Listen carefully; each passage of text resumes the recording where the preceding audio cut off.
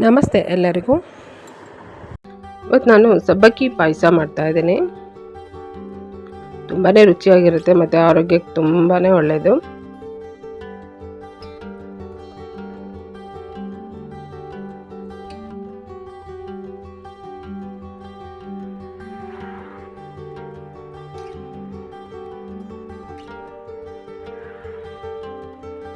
ಸಬ್ಬಕ್ಕಿ ಪಾಯಸ ಮಾಡೋದಕ್ಕೆ ಮೊದಲಿಗೆ ನಾನು ನೋಡಿ ಈ 1 ಕಪ್ಪು ಸಬ್ಬಕ್ಕಿ ತೊಗೊಂಡಿದ್ದೀನಿ. ಯಾವುದಾದ್ರೂ ಒಂದು ಅಳತೆ ತೊಗೊಳ್ಳಿ. ಸಬ್ಬಕ್ಕಿನ ಒಂದ್ಸರಿ ಚೆನ್ನಾಗಿ ತೊಳೆದ್ಬಿಟ್ಟು ಮತ್ತೆ ನೋಡಿ ನಾನು ನೀರು ಹಾಕಿ ನೆನೆಸಿಟ್ಟಿದ್ದೀನಿ. ಸಬ್ಬಕ್ಕಿ ಎಷ್ಟಿದೆಯೋ ಅದರ 2ರಷ್ಟು ನೀರು ಹಾಕಿಟ್ರೆ ಅದು ನೀರಷ್ಟು ಎಳ್ಕೊಂಡು ಸರಿಯಾಗಿ ನೆನೆಯುತ್ತೆ. ಅದು ನೆನೆಯುವಷ್ಟರಲ್ಲಿ ಅಷ್ಟು ನೀರು ಎಳ್ಕೊಂಡಿರುತ್ತೆ.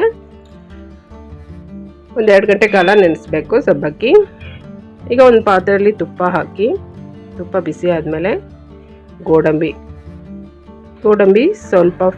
ಸ್ವಲ್ಪ ಫ್ರೈ ಮಾಡಿ, ಅಂದರೆ ಸ್ವಲ್ಪ ಕೆಂಪಗೆ ಆಗ್ತಾ ಇರೋ ಹಂಗೆ. ಆಮೇಲೆ ದ್ರಾಕ್ಷಿ ಹಾಕಬೇಕು, ಯಾಕಂದರೆ ದ್ರಾಕ್ಷಿ ಬೇಗ ಫ್ರೈ ಆಗುತ್ತೆ, ಗೋಡಂಬಿ ಸ್ವಲ್ಪ ನಿಧಾನ ಆಗುತ್ತೆ. ಹಾಗಾಗಿ ಗೋಡಂಬಿ ಸ್ವಲ್ಪ ಕಲರ್ ಬಂದಮೇಲೆ ದ್ರಾಕ್ಷಿ ಹಾಕಿಬಿಟ್ಟು ಫ್ರೈ ಮಾಡ್ತೀನಿ. ಈಗ ನೋಡಿ ಸ್ವಲ್ಪ ಕೆಂಪಗಾಗಿದೆ. ಈಗ ನಾನು ದ್ರಾಕ್ಷಿ ಹಾಕ್ತಾ ಇದ್ದೀನಿ. ದ್ರಾಕ್ಷಿ ಗೋಡಂಬಿ ಎರಡನ್ನೂ ಫ್ರೈ ಮಾಡಿಬಿಟ್ಟು ತೆಗೆದಿಟ್ಕೊತೀನಿ.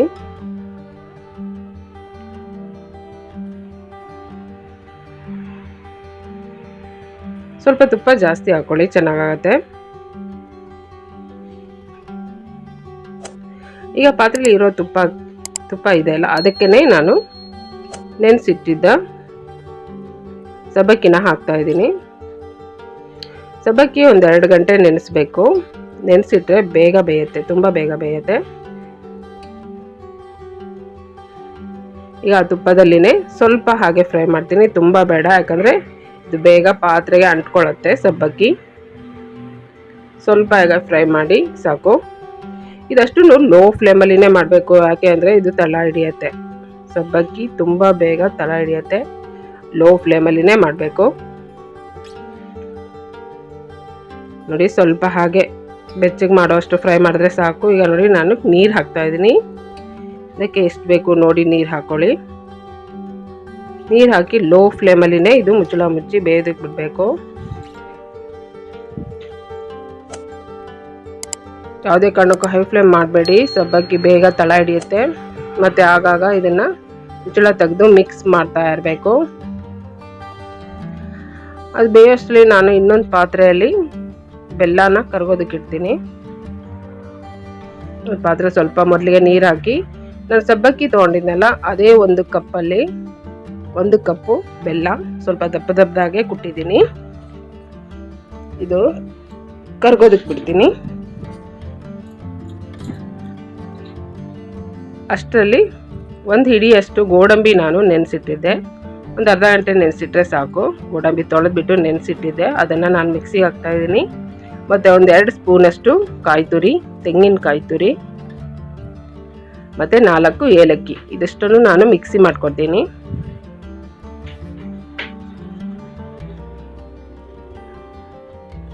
ನೋಡಿ ಈಗ ಸಬ್ಬಕ್ಕಿ ಬೆಂದಿದೆ.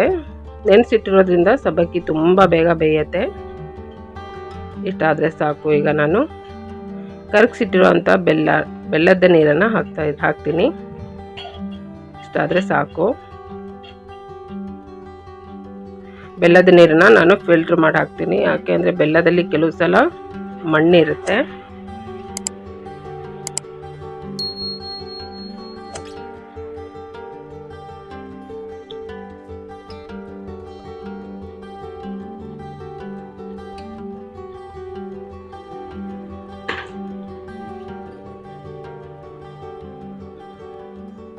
ಈಗ ಇದಕ್ಕೆ ರುಬ್ಬಿಟ್ಕೊಂಡಿರೋಂಥ ಗೋಡಂಬಿ, ಕಾಯಿ ತುರಿ ಮತ್ತು ಏಲಕ್ಕಿ,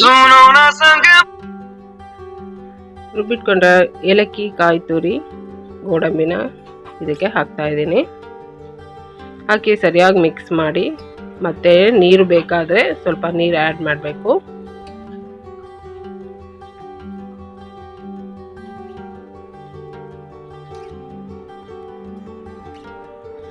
ಇದು ಒಂದು ಸಲ ಕುದಿ ಬಂದರೆ ಸಾಕು, ತುಂಬ ಕುದಿಸೋದು ಬೇಡ. ಸಬ್ಬಕ್ಕಿ ಎಲ್ಲ ಚೆನ್ನಾಗಿ ಬೆಂದಿದೆ, ಮತ್ತೇನು ಜಾಸ್ತಿ ಕುದಿಸ್ಬೇಕಂತ ಇಲ್ಲ.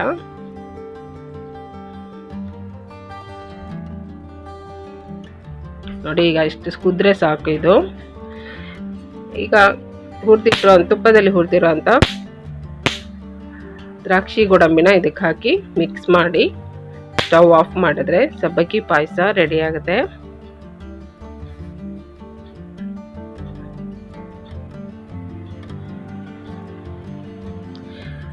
ಈಗ ರೆಡಿ ಇದೆ ಸಬ್ಬಕ್ಕಿ ಪಾಯಸ. ಈ ರೀತಿ ಒಂದ್ಸಲ ಮಾಡಿ ನೋಡಿ.